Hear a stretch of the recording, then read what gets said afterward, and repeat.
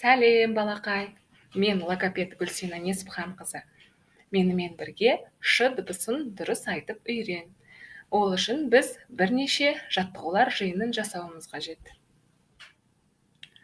Ш дыбысын таза айту үшін суретте көрсетілген жаттығулар жиынтығын орындауымыз қажет.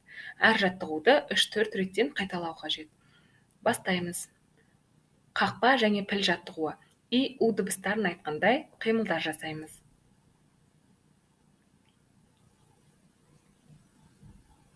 Әткеншек жаттығуы. Ауызды кең ашып, тіл ұшын үстіңгі тістің және астыңғы тістің артына тигіземіз.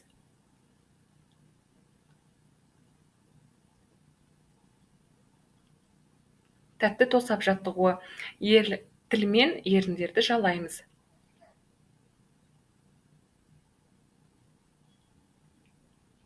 Нан илейміз жаттығуы.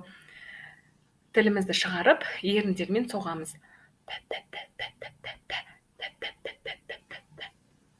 Ат шауып келеді жаттығуы. Тілімізбен таңдайға соғамыз. Және кесе жаттығуы. Тілдің формасын кесеге ұқсатамыз. Ауызды кең ашамыз.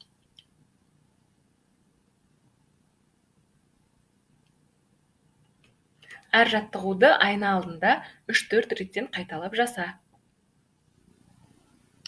Ш дыбысын дұрыс айтуымыз үшін біз дұрыс тыныс алып үйренуіміз қажет. Мұрнымызбен терең тыныс алып, ауыз арқылы шығаруымыз қажет. Қане, тыныс алу жаттығуын орындай отырып, көбелектерді гүлге қондыруға көмектес. Мұрнымен тыныс аламыз, үрлейміз. Тамаша, бір көбелек қонды. Тағы да.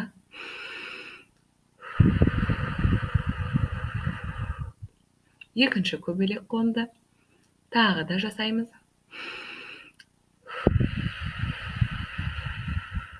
Жарайсың. Тағы да қайталаймыз.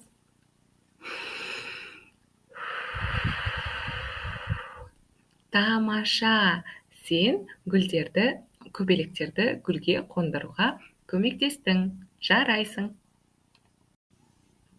Ш дыбысын дұрыс айту үшін, ш дыбысын айтқанда тіліміз, ерніміз, тісіміз қандай қалыпта болатынын білуіміз қажет.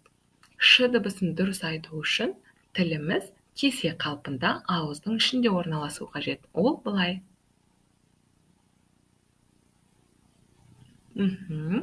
Тістеріміз қақпа тәріздес жабылып тұру керек, бірақ қатты бір-біріне жабыспайды. Кішкене ашық болады. Ал ерніміз пілдің тұмсығы сияқты шамалы алдыға созыңқы болады.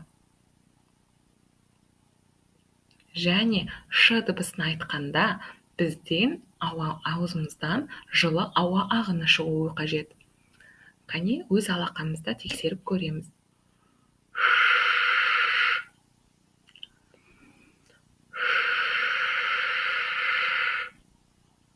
Тағы да бір рет. Жарайсың, тамаша. Ш дыбысын айтқанда біз жыланның даусына еліктейміз.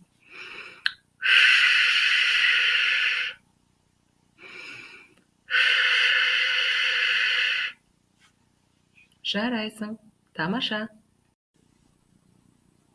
Дыбыстық жол арқылы жыланға үйіне жетуге көмектес. Бар болғаны ш дыбысын анық, әдемі, таза айтуың қажет. Қане, бастадық.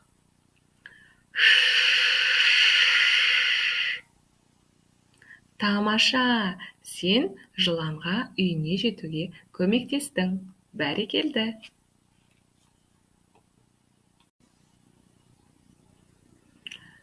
Буындарды қайтала және нейрогимнастикалық жаттығуды орында. Менімен бірге қайтала. Ша, ша, ша. Шо, шо, шо. Шу, шу, шу. Ши, Ши, ши. Тамаша, жарайсың. Нейрожаттығуды орындай отырып, суретті атап шық. Жасыл текшеде тамаша белгісін көрсетесің, қызыл текшеде сақина белгісін көрсетесің және суреттерді атап шығуың қажет. Бастадық. Шар, шана, шырша, шие, шыбын, шырын. Соңғы тапсырма. Көрсетілген суреттердің арасынан төртінші артық затты тап. Және не себепті артық екенін түсіндіріп айтып бер. Осымен біздің ш дыбысын дұрыс айтуға арналған сабағымыз аяқталды. Сен кереметсің, жарайсың, тапсырмаларды өте жақсы орындадың. Үйге тапсырма, артикуляциялық жаттығуларды міндетті түрде қайтала. Нейрогимнастикалық жаттығуларды қайтала. Және тыныс алу жаттығуларын ұмытпа. Сау бол!